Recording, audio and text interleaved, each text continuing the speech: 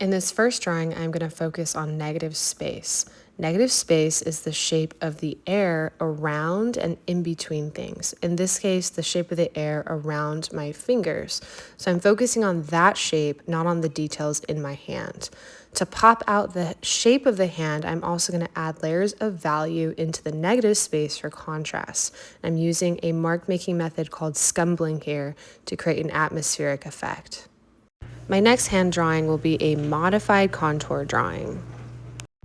As I am making this drawing, I am using a sighting method called checking angles.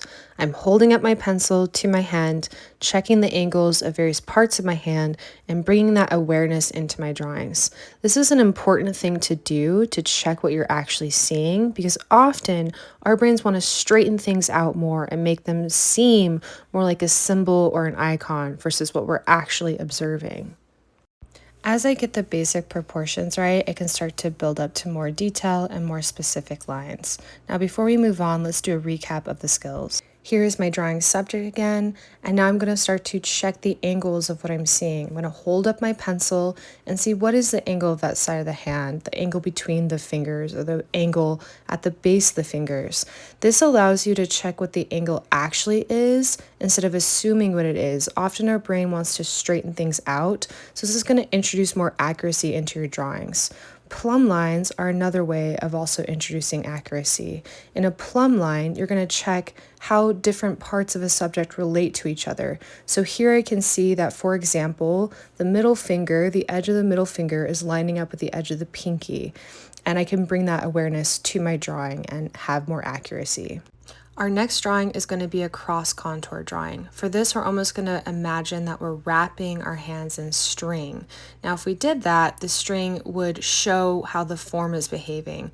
A finger, for example, is very much like a cylinder.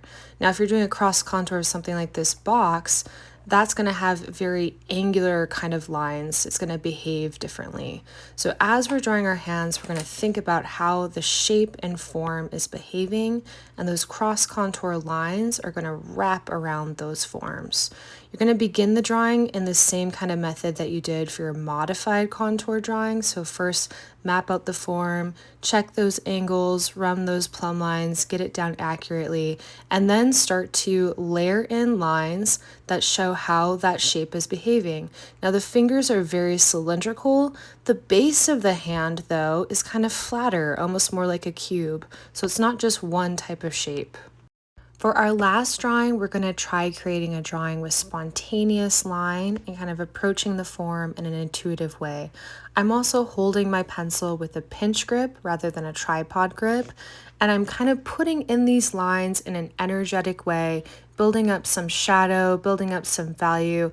I'm thinking of that cross contour too, but rather than doing it in a really methodical way like with the previous drawing, I'm adding some more energy into the stroke and doing it in kind of a faster way, which is going to have a very different feeling.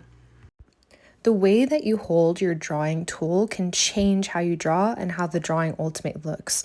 In a tripod grip, you tend to draw more from your wrist and the line is more contained. In a pinch grip, you tend to draw more from the shoulder and can introduce more energy into your lines. In these hand drawings, we're practicing different ways of perceiving, from looking at negative space to then trying checking angles and running plumb lines, thinking of the form, and also how we're holding our drawing utensil and how that changes the drawing.